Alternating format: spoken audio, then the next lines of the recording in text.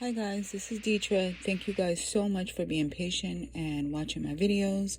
I just recently uploaded a few pages of my demand letter to South Coast, which have gone acknowledged. This video that I'm uploading is a voiceover of that first part of the letter. If you could please just listen to this voiceover and like and share the video. Thank you. I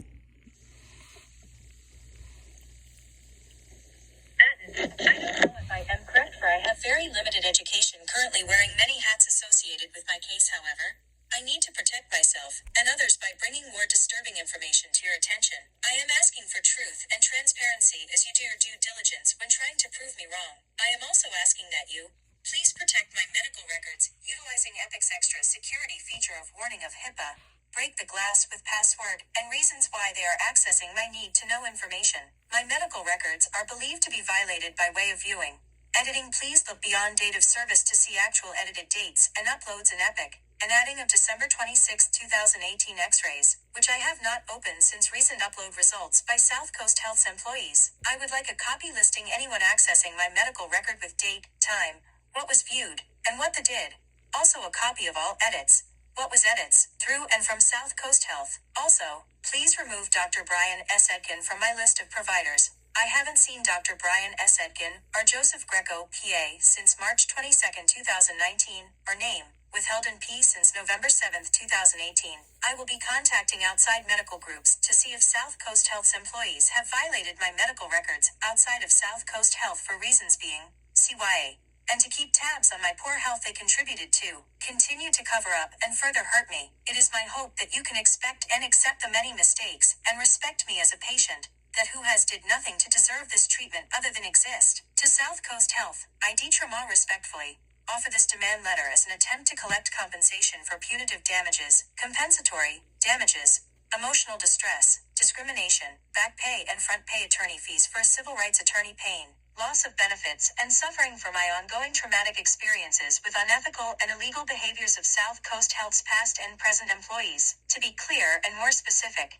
it is my belief that I was attacked, medically jumped by several medical professionals because I was defenseless and barely walking, sickened with migraines, weak and fatigued from low iron, uneducated, alone and unsupported. Also written in progress note, on March 22, 2019, they did nothing as they sent me back to work with no restrictions. They plotted and lurked, waiting for me to get hurt, knowing the survivorship of the non-qualifying prosthetic due to a rent in my PCL, a ACL tear, a non-absorbent suture placed in MCL, arthritis in all three compartments of my knee, with a violated tendon and VMO during a partial knee replacement on a morbidly obese patient. It is my belief systemic racism have penetrated deep within South Coast Health. I don't understand why South Coast Health did not report mandated crimes committed against me after your investigational and peer review findings, for you see what I see and have better knowledge and resources. The consensus is, South Coast cares more about protecting its brand and providers rather than the patients. South Coast Health let the provider who hurt me eat,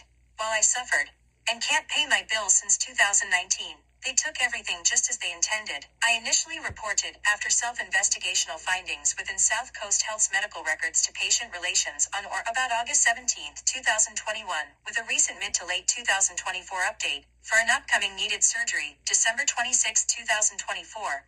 A second left total knee revision to a higher, constrained design due to iatrogenic. I was unaware of placed suture in MCL with 2019's revision to total knee, MCL, ligaments. Please see Charlton Memorial Hospital's post-op report on or about November 21, 2018, being 3 left knee replacements within, on or about 6-year time span. On November 7, 2018 I had 2 appointments. First appointment was with Dr. Brian S. Edkin and Joseph Greco, PA, for left knee evaluation with surgical intervention, followed by my second appointment, which I believe to be my first time meeting, name withheld in P for new migraines. I meet with Joseph Greco, the physician assistant, first. Joseph's first question was how I knew Dr. Name withheld, who is the doctor that referred me to Dr. Edkins. I replied, Dr. Name withheld knows my co-worker. As Joseph assessed my left knee, he asked, what brings me, and I explained, I had a fall in 2005, that I landed me in the emergency room where I was told, that nothing was broken, that I pulled my left knee ligaments, that I should be non-weight bearing and rest for 4 weeks. I continued to tell Joseph that my left knee never healed properly. Fast forwarding to 2016.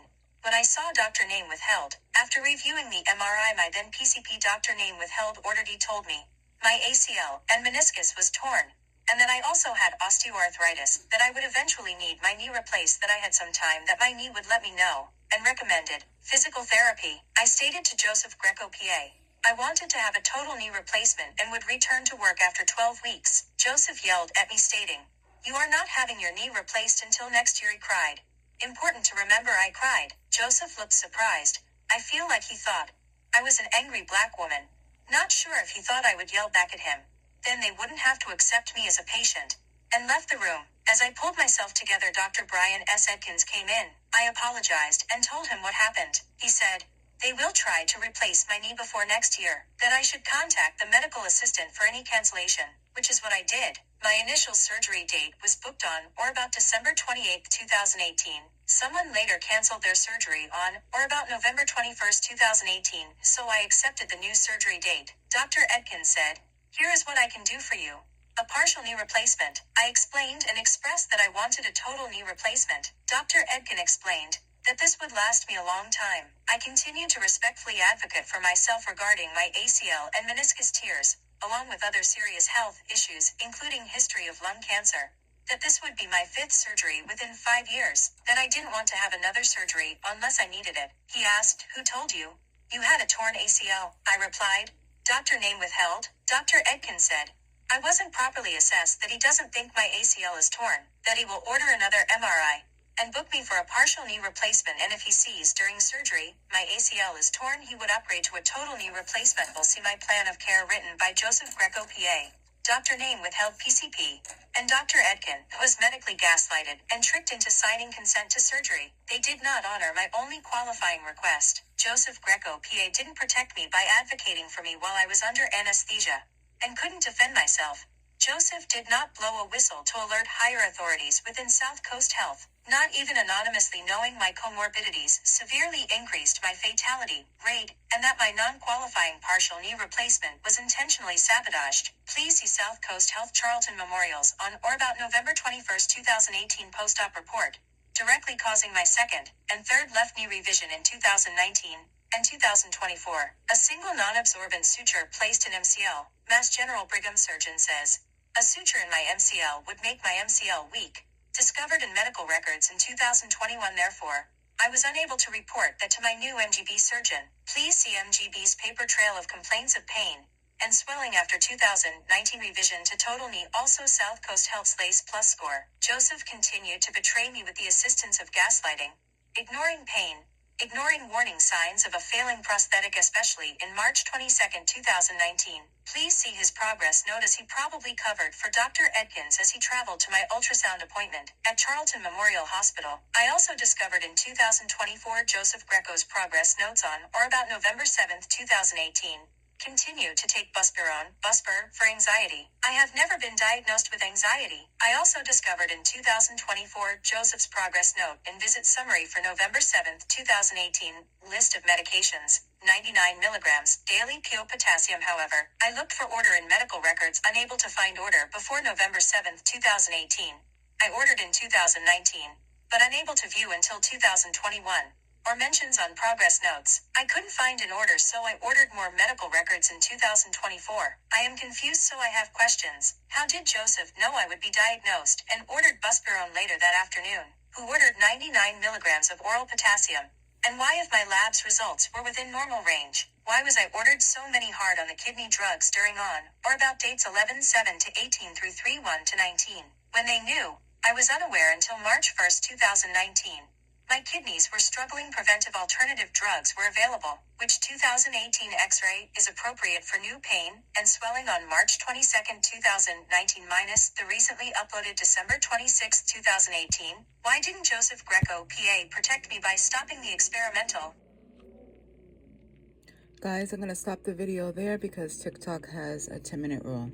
Thank you for watching or for listening.